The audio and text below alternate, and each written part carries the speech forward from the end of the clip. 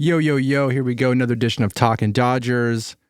Brought to you by Rot Your Brain Media and sponsored by Command Creative Studios. Looking to jump into the podcast world and start making your own content? Command Creative Studios is your one-stop shop for professional podcasts. With audio engineers and music composers, Command Creative Studios can get your podcast sounding professional as well as looking professional. For more information, please visit commandcreativestudios.com. Don't forget to click that like and subscribe button. Help us spread like a virus.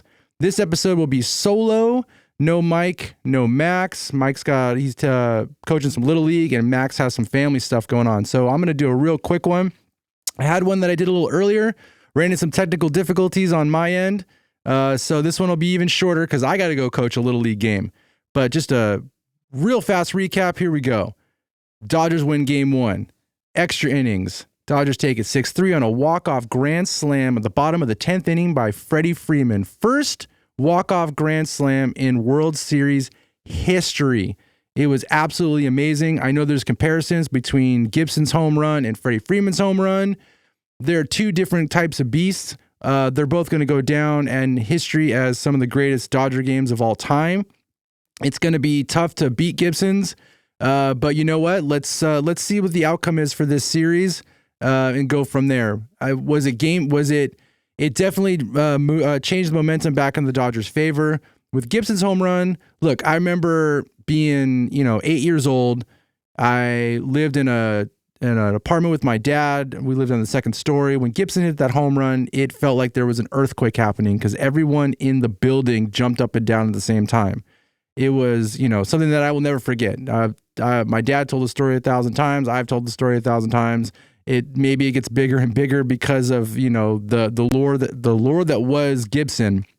But going into this one, I'm watching it in my living room with my family, my father-in-law, and we all jumped up, went crazy. Got thousands of texts from family members and friends. Did you see this? Did you see it? Did you see it?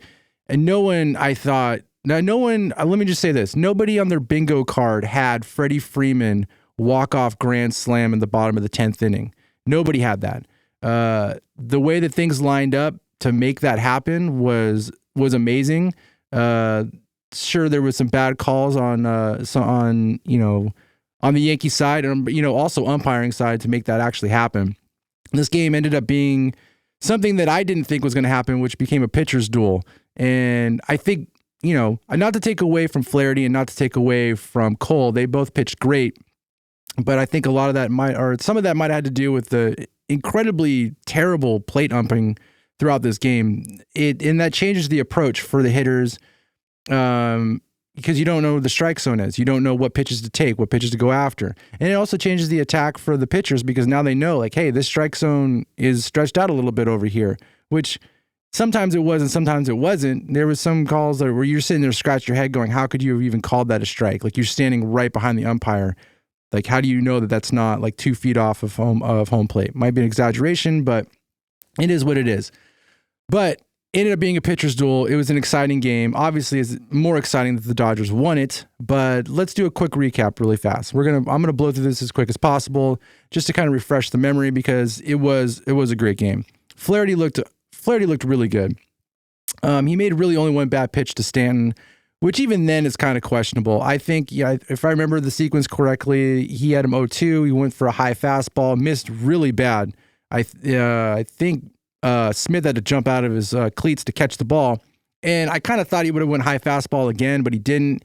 I think he threw his knuckle curve low and inside. And Stanton, whichever you highlight, this would be nice to have Max around. I don't sit there and study Stanton a lot, but it seems like every highlight I see of this guy, he's golfing out a home run. So I feel like that might not be the area that you want to throw to him, and you should maybe. It wasn't even a strike, to be honest with you. He golfed it out. It was a bad pitch in one aspect of it, but it also seemed like it's the same wheelhouse for Stanton. But he absolutely crushed it, which gave the Yankees gave them the lead. So then it became 2-1. I kind of thought the way Flaherty was pitching that Roberts would have stuck with him a little bit longer, but he didn't. I think Flaherty made one pitch to the next batter, and then he got pulled out, and I believe it was Bonda that came in. And Bonda looked a little shaky. He gave up 2 hits.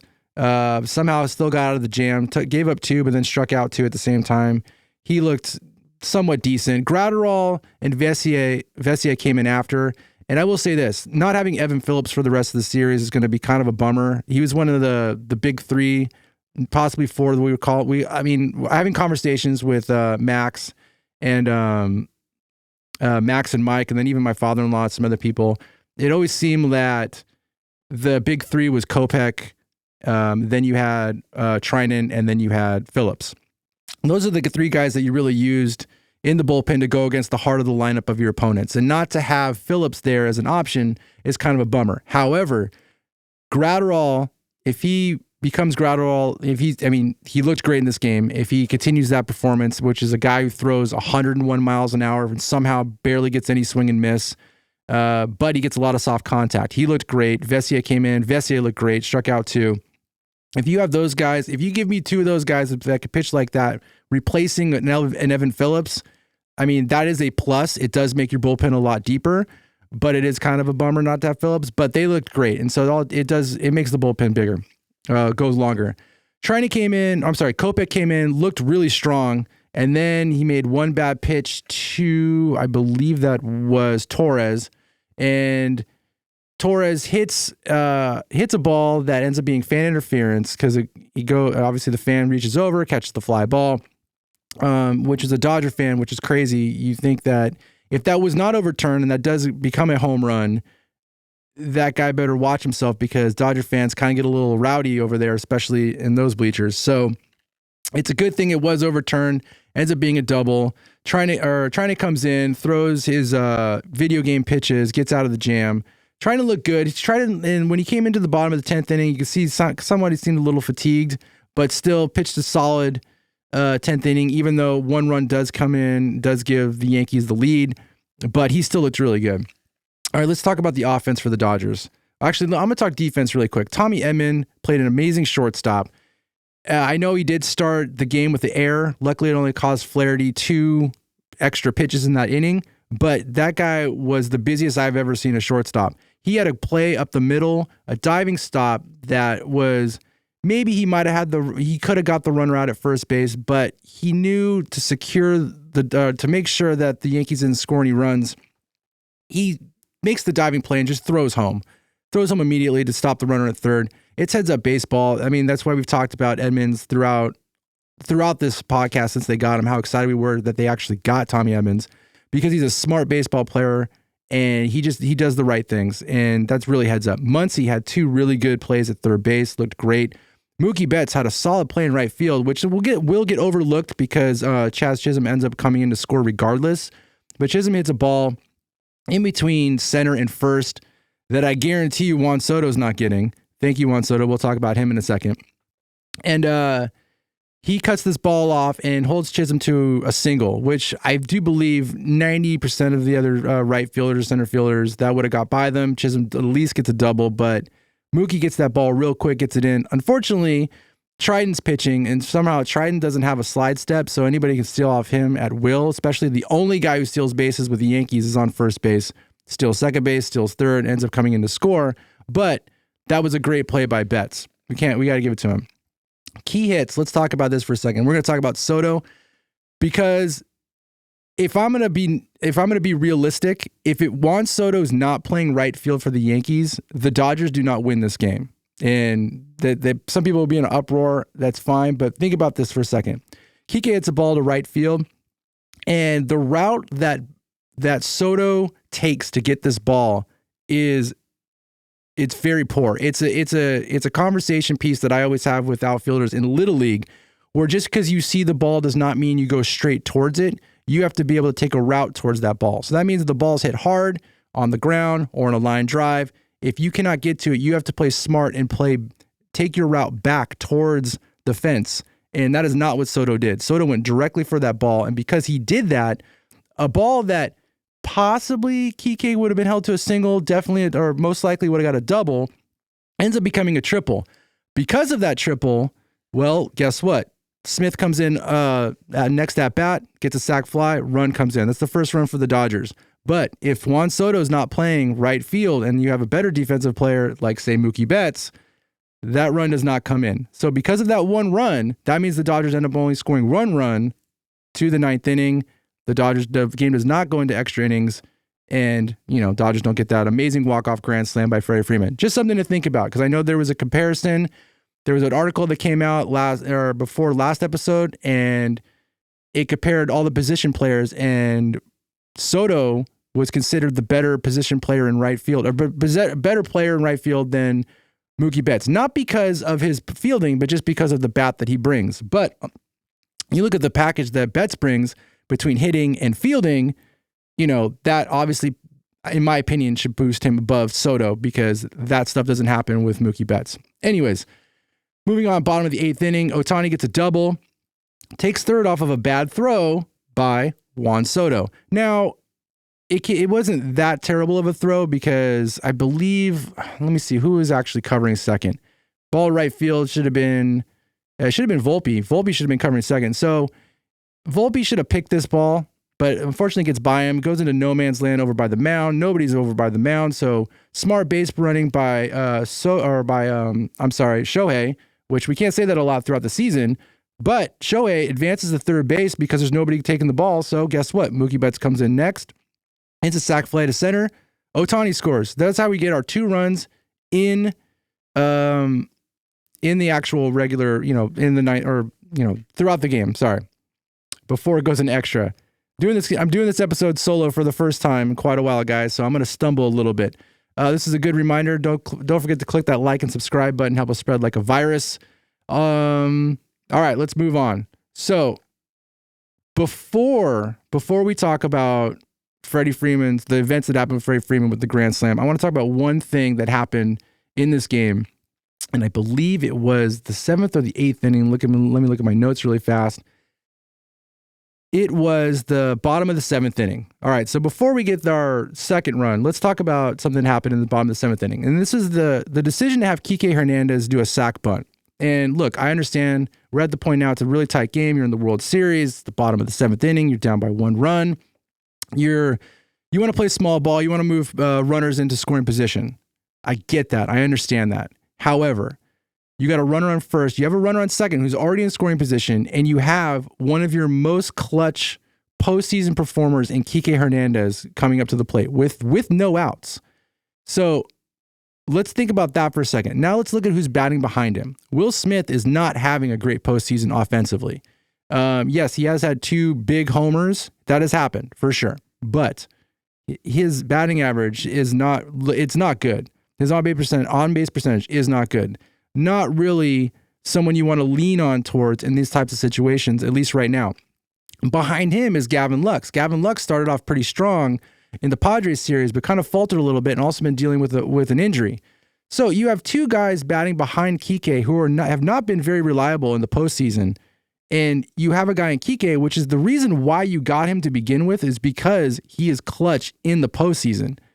Making that decision to have him sac bunt and move the runners over, if it works out and then all of a sudden Smith is a double, am I having this conversation with you guys? I probably am, because I was really kind of butthurt about it, which I can't believe I even said that on, forget I even said that. But I was perturbed that Roberts did that. And I don't really get perturbed a lot with Roberts. I know a lot of people have things with Roberts and decisions that he makes. This is the one thing that happened in this series that if Freddie Freeman doesn't hit the grand slam at the bottom of the 10th inning, I stay on this for a while, because I think that this could have cost the game by making that decision. And I know some people are going to question it. They're going to send me messages.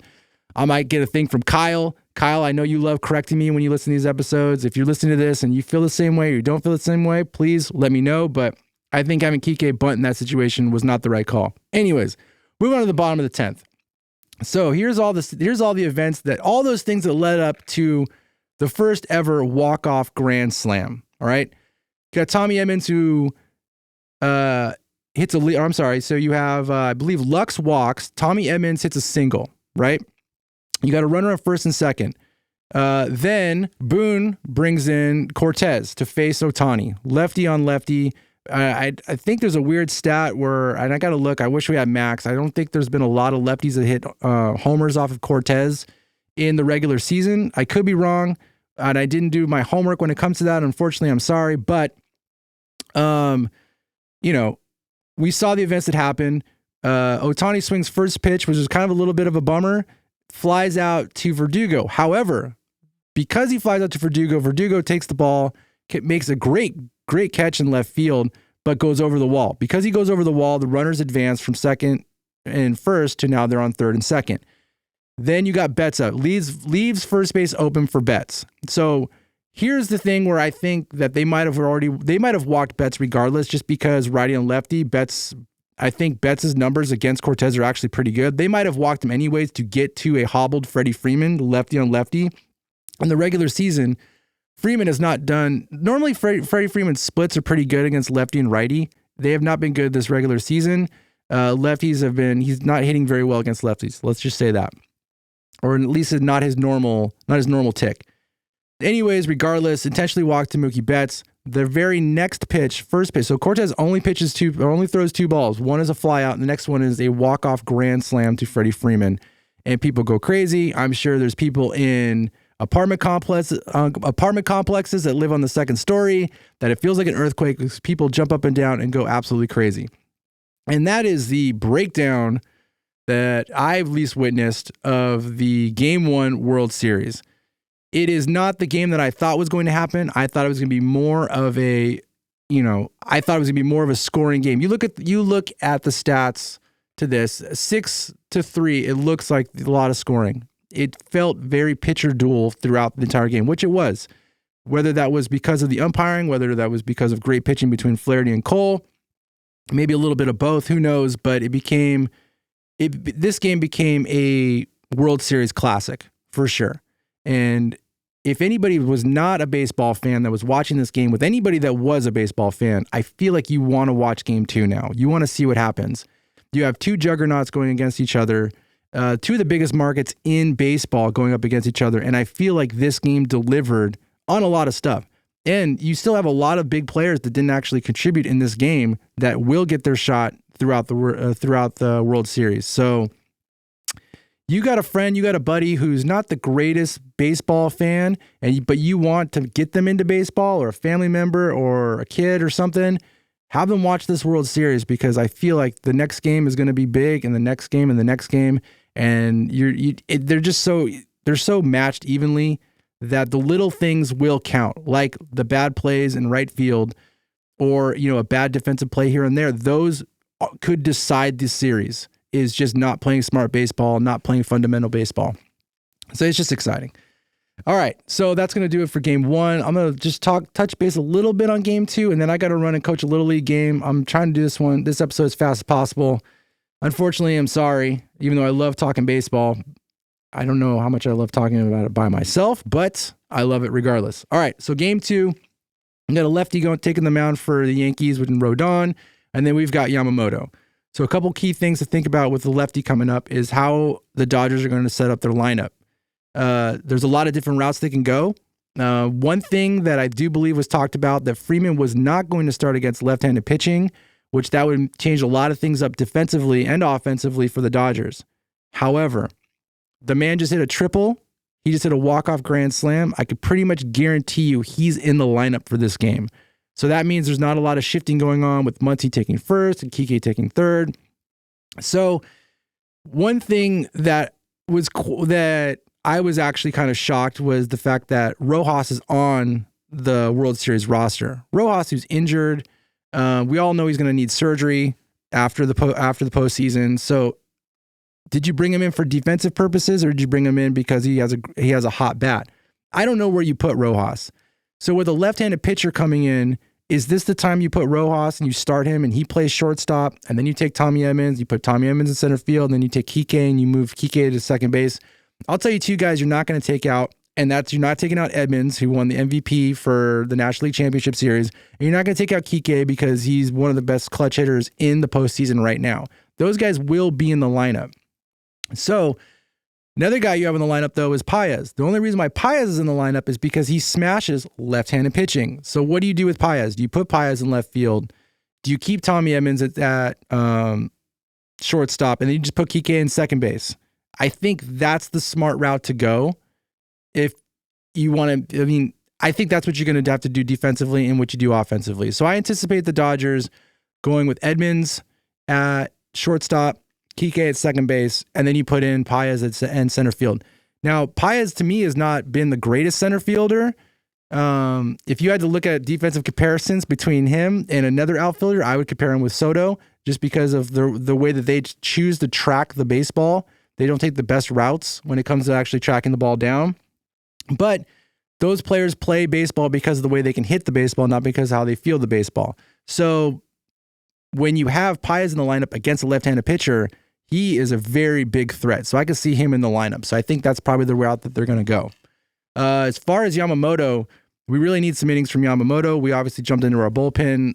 Even though Flaherty gave us 5 innings, 5 1/3, you still use Triton a lot. So I don't think they're going to go to Triton today. Kopech only lasted 2/3. So I think they'll use Kopech again. I do believe maybe they'll go with Bonda again. What they do with Vesia and Gratterall, because they're coming back from injury, I don't know. They might use them. There's still other key pieces in the bullpen they didn't use, but we'll see. This is it. This is the World Series. You go for it. I understand you have to play smart ball. You have to decide. It's a chess game. We saw Roberts do the chess game with the Mets, deciding when to do the bullpen games, when to hold back, when to go for the throat, when to hold back, because you knew you had these bullpen games. And so that's a factor. We know the Dodgers are doing a bullpen game, at least one, possibly two. So that could change, or that could decide, which route he goes. I think it's really going to boil down to which Yamamoto we get in this game. If we get Yamamoto, who pitched against the New York Yankees in the regular season, who just dominated them, that would be absolutely amazing. But time will tell. It's also going to tell what kind of umpire we get behind the plate. Because if we get another umpire, which if you look at the umps that we have stacked, we went over it a little bit. This isn't the greatest bunch. We could get another umpire who doesn't know where the strike zone is. So that could either benefit the pitchers or it could hurt the pitchers. It could benefit the hitters or hurt the hitters. We'll see. All I know is I am pumped for this World Series after Game 1. It's more than I wanted. It's going to go down in history as one of the greatest Dodger games of all time. Is it going to beat Gibson's home run? No. Is it going to beat the 88, that first series? No. You're talking about Dodgers were the underdog. They shouldn't have been in the World Series in 1988. You had a guy who wasn't even supposed to play in the game, shows up, hits his walk-off homer. You look at now, you have two juggernauts going head-to-head, toe-to-toe. Some of the greatest players playing the game currently right now. It's exciting. It's a good time to be a baseball fan. All right, I'm going to wrap it up. Thank you guys so much for listening this long. If you did, you must be a fan. Please check out our Patreon page, patreon.com/RogerBrayMedia. All your contributions help us create content and help us create new content, keep the lights on, feed our dogs, feed our pets, feed our families. So your contributions help. Now, don't forget to click that like and subscribe button, help us spread like a virus. I will catch you next time, hopefully with my crew. It'll be, let's just go Dodgers, guys. I'm super stoked. I'm super pumped. I hope you guys are as well. I will catch you guys next time. Bye-bye.